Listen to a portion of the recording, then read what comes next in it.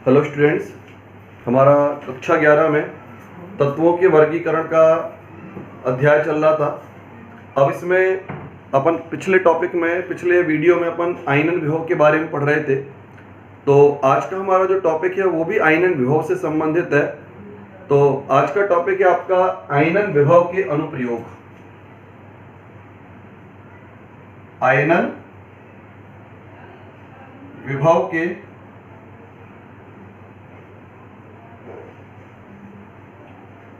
अनुप्रयोग। अब देखिए, आयनन विभव के अनुप्रयोग का मतलब हम आयनन विभव से क्या क्या जानकारियां जुटा सकते हैं, क्या क्या हमें इससे लाभ हो सकता है इसकी जानकारी का, तो उसके बारे में आपको बताया जा रहा है। तो सबसे पहला गुणधर्म आता है, सबसे पहली जानकारी आती है इसमें धात्विक लक्षण।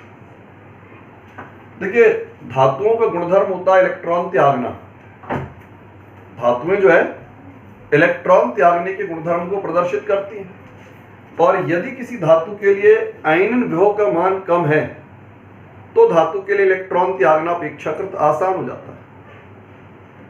अगर आयनन विभव का मान कम है तो इलेक्ट्रॉन त्यागना आसान हो जाएगा। तो इसका मतलब धात्विक लक्षणों में वृद्धि होगी। तो सीधे अपन कह सकते हैं कि धात्विक लक्षण और आयनन विभव में व्युत्क्रमानुपात का संबंध है। यदि आयनन ऊर्जा या आयनन विभव का मान कम होगा तो धात्विक लक्षण अधिक होंगे, और यदि आयनन विभव का मान अधिक है तो धात्विक लक्षणों का मान कम होगा। एक बात। इसी तरह दूसरा गुणधर्म अधात्विक लक्षण के लिए भी हम कह सकते हैं। अधात्विक लक्षणों के साथ क्या संबंध बनता है भाई?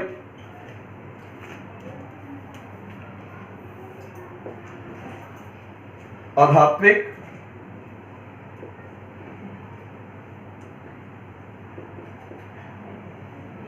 लक्षण समानुपाती आयनन ऊर्जा या आयनन विभव। यदि आयनन विभव का मान अधिक है, आयनन विभव का मान अगर अधिक है तो उस परिस्थिति में जो है वहां पर अधात्विक लक्षणों में वृद्धि होती है। यानी आयनन विभव बढ़ता है, इलेक्ट्रॉन त्यागने की प्रवृत्ति कम होती है। और अगर इलेक्ट्रॉन त्यागने की प्रवृत्ति कम हो रही है मतलब अधात्विक लक्षण में वृद्धि हो रही है। फिर बेटा तीसरी बात आती है, तीसरी और महत्वपूर्ण बात इसमें आती है आपके ऑक्सीकरण अवस्थाओं का निर्धारण। ऑक्सीकरण अवस्थाओं का निर्धारण। देखिए, ऑक्सीकरण अवस्थाओं के निर्धारण में इसमें दो नियम काम आते हैं। पहला नियम क्या होता है? यदि क्रमागत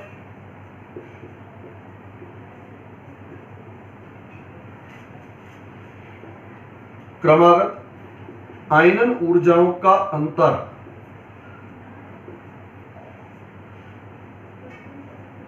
16 इलेक्ट्रॉन वोल्ट से अधिक है।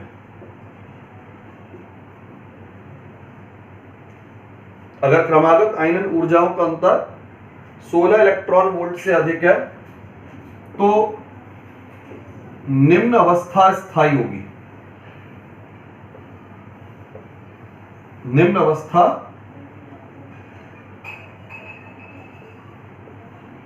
स्थायी होगी। यदि दो क्रमागत आयनन ऊर्जाओं का अंतर 16 इलेक्ट्रॉन वोल्ट से अधिक है तो निम्न ऑक्सीकरण अवस्था स्थायी होती है, और यदि अंतर 11 इलेक्ट्रॉन वोल्ट से कम होता है तो फिर उच्च ऑक्सीकरण अवस्था स्थायी होती है। और दूसरा इसका नियम है, यदि क्रमागत आयनन ऊर्जाओं का अंतर 11 इलेक्ट्रॉन वोल्ट से कम है तो उच्च ऑक्सीकरण अवस्था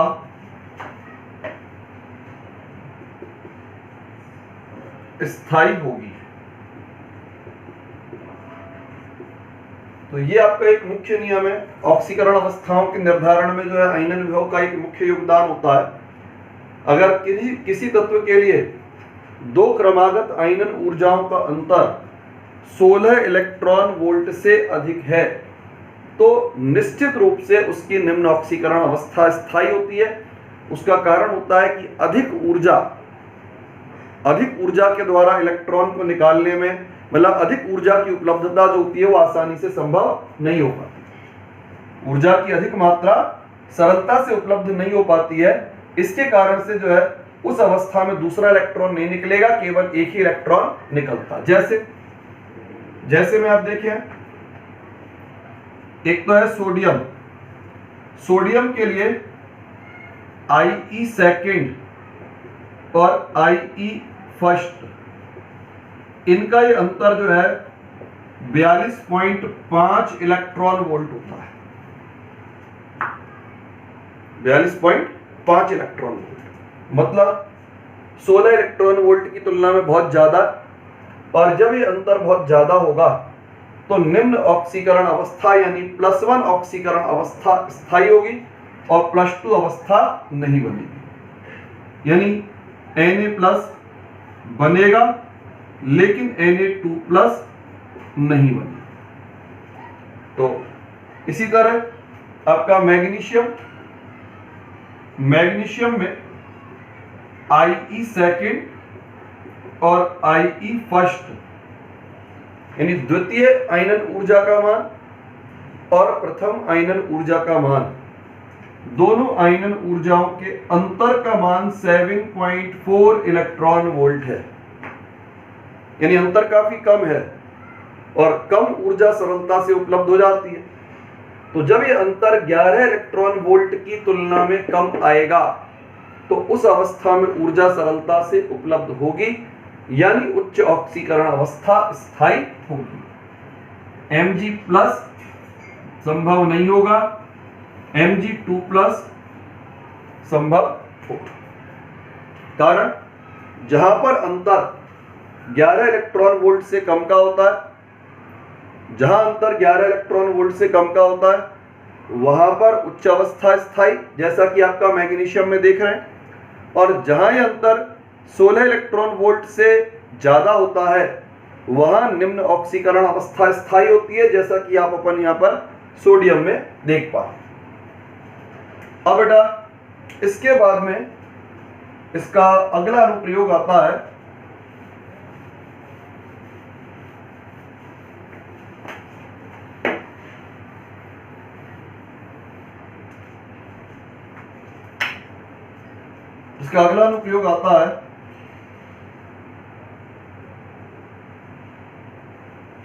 हाइड्रोक्साइडों की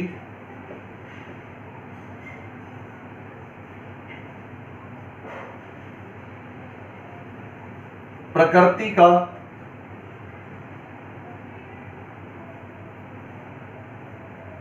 निर्धारण। हाइड्रोक्साइडों की प्रकृति का निर्धारण। अब बेटा देखिए, हाइड्रोक्साइडों की प्रकृति का जो निर्धारण होता है, हाइड्रोक्साइडों में दो संभावना बनती है। एक संभावना तो यह है M+ और OH- के रूप में वियोजन। एक संभावना यह भी हो सकती है MO- और H+ के रूप में वियोजन। तो यह निर्भर करता है आयनन विभव के मान पर।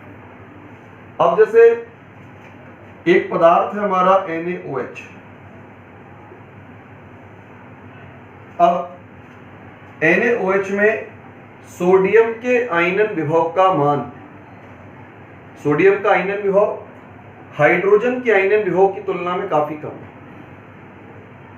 सोडियम का आयनन विभव का मान हाइड्रोजन से काफी कम होता है। तो इसका अर्थ यह हुआ कि सोडियम की इलेक्ट्रॉन त्यागने की प्रवृत्ति हाइड्रोजन की तुलना में अधिक है।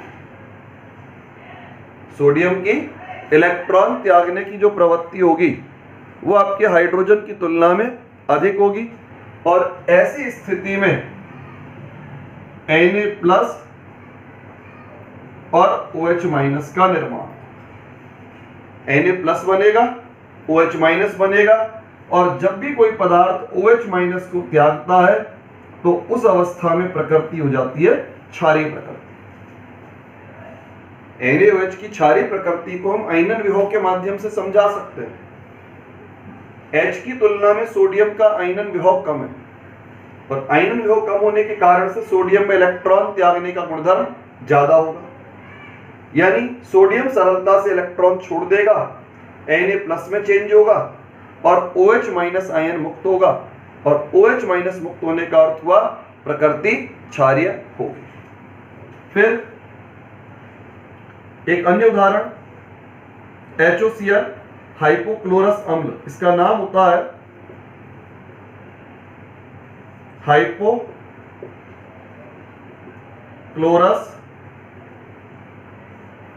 अम्ल। देखिए हाइपोक्लोरस अम्ल जो है, इसमें हाइपोक्लोरस अम्ल में बंध का जो वियोजन होगा, बंध का जो वियोजन होता है वो भी आयनन विभव के आधार पर है। इसमें Cl की तुलना में H का आयनन विभव का मान कम है, यानी H में इलेक्ट्रॉन छोड़ने की प्रवृत्ति Cl की तुलना में ज्यादा होती है। H की इलेक्ट्रॉन मुक्त करने की जो प्रवृत्ति है वो Cl की तुलना में अधिक है, यानी बंध वियोजन इस प्रकार होगा H+ और OCl-। तो ऐसी अवस्था में जब कोई पदार्थ H+ का त्याग करता है तो H+ का त्याग होने का अर्थ होता है प्रकृति क्या हो जाएगी, अम्लीय प्रकृति हो जाएगी। अगर किसी पदार्थ के द्वारा H+ का त्याग किया जाए तो ऐसे पदार्थ जो होते हैं वो प्रकृति से अम्लीयता को दर्शाते हैं।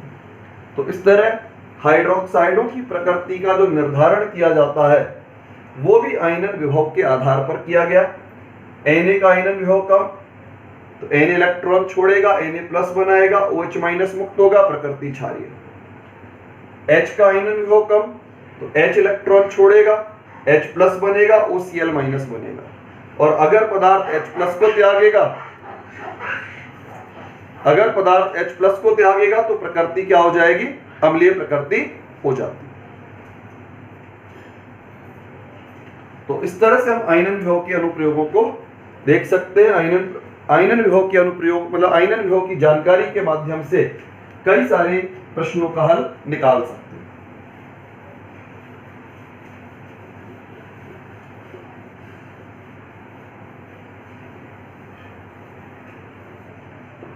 अब बेटा इसका अगला टॉपिक आता है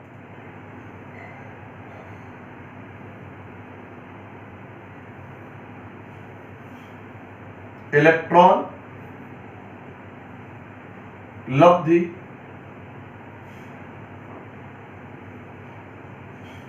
एंथैल्पी। इलेक्ट्रॉन लब्धि एंथैल्पी। अब बेटा इलेक्ट्रॉन लब्धि एंथैल्पी से क्या अर्थ होता है? देखिए इलेक्ट्रॉन लब्धि एंथैल्पी का अर्थ होता है किसी विलगित गैसीय परमाणु, विलगित मतलब स्वतंत्र परमाणु जो किसी अन्य परमाणु के साथ बंधा हुआ नहीं, तो विलगित गैसीय परमाणु के बाह्यतम कोश में इलेक्ट्रॉन का प्रवेश होने पर मुक्त होने वाली ऊर्जा। विलगित गैसीय परमाणु के बाह्यतम कोश में इलेक्ट्रॉन का प्रवेश होने पर मुक्त होने वाली ऊर्जा को हम इलेक्ट्रॉन लब्धि एंथैल्पी कह सकते हैं। इसको हम व्यक्त करते हैं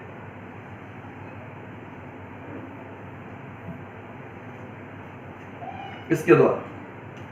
इसको हम चित्र के माध्यम से देखें। जैसे एक परमाणु है, परमाणु है, ये आपका अनंत है, एक इलेक्ट्रॉन है, और ये इलेक्ट्रॉन आपका स्वतंत्रता पूर्वक जो है अनंत में गतिशील है। जब तक ये इस क्षेत्र में है इलेक्ट्रॉन, तब तक इलेक्ट्रॉन पर नाभिक का किसी प्रकार का कोई बल कार्य नहीं करेगा। लेकिन अगर इलेक्ट्रॉन गति करते हुए इस सीमा में प्रवेश कर जाता है,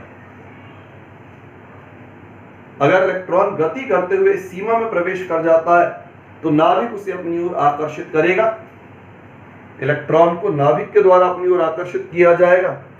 और यदि परमाणु के बाह्यतम कोश में स्थान रिक्त है, कक्षक रिक्त है, तो उस अवस्था में इलेक्ट्रॉन को अपने बाह्यतम कोश में जगह दी जाएगी और परमाणु का परिवर्तन ऋणायन के रूप में हो जाता है।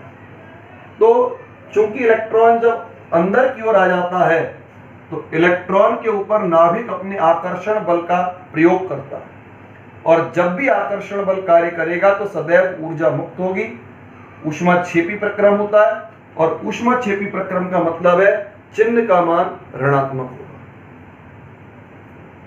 दोबारा एक बार देखें, परमाणु स्वतंत्र परमाणु है, किसी अन्य परमाणु से बंधा हुआ नहीं है। यह अनंत क्षेत्र है। अनंत का मतलब होता है, परमाणु के लिए अनंत का अर्थ होता है जिस क्षेत्र में परमाणु के नाभिक के बल का प्रभाव शून्य हो, परमाणु के नाभिक का कोई प्रभाव ना हो, वो क्षेत्र अनंत माना जाता है। हम मान के चल रहे हैं ये अनंत क्षेत्र है, इलेक्ट्रॉन है, स्वतंत्रता पूर्वक गति कर रहा है।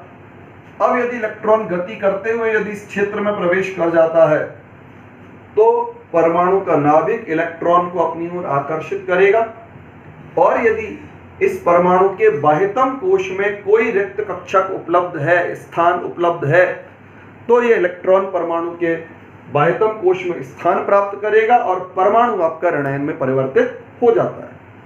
तो इस तरह से परमाणु का परिवर्तन ऋणायन में होता है, और इस पूरी प्रक्रिया में आकर्षण बल लग रहा है, और आकर्षण के कारण से जो ऊर्जा मुक्त होती है, उस मुक्त होने वाली ऊर्जा को कहा जाता है इलेक्ट्रॉन लब्धि एंथैल्पी। और इस मुक्त ऊर्जा के लिए हम ऋणात्मक चिन्ह का प्रयोग करते हैं, कारण ऊर्जा मुक्त हो रही है, ऊष्माक्षेपी प्रक्रम है, और ऊष्माक्षेपी प्रक्रमों के लिए ऋण चिन्ह का प्रयोग किया जाता है। किसी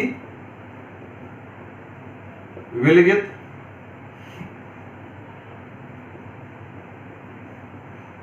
गैसीय परमाणु के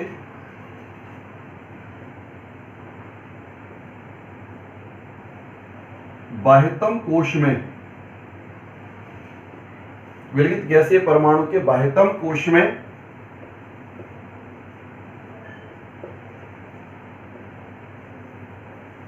इलेक्ट्रॉन का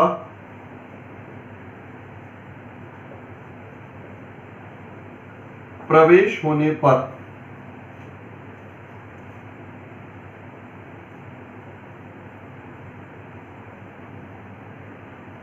मुक्त होने वाली ऊर्जा, बाह्यतम कोश में इलेक्ट्रॉन का प्रवेश होने पर मुक्त होने वाली ऊर्जा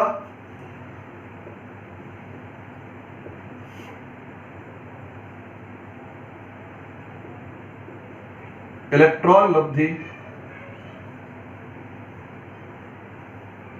एंथैल्पी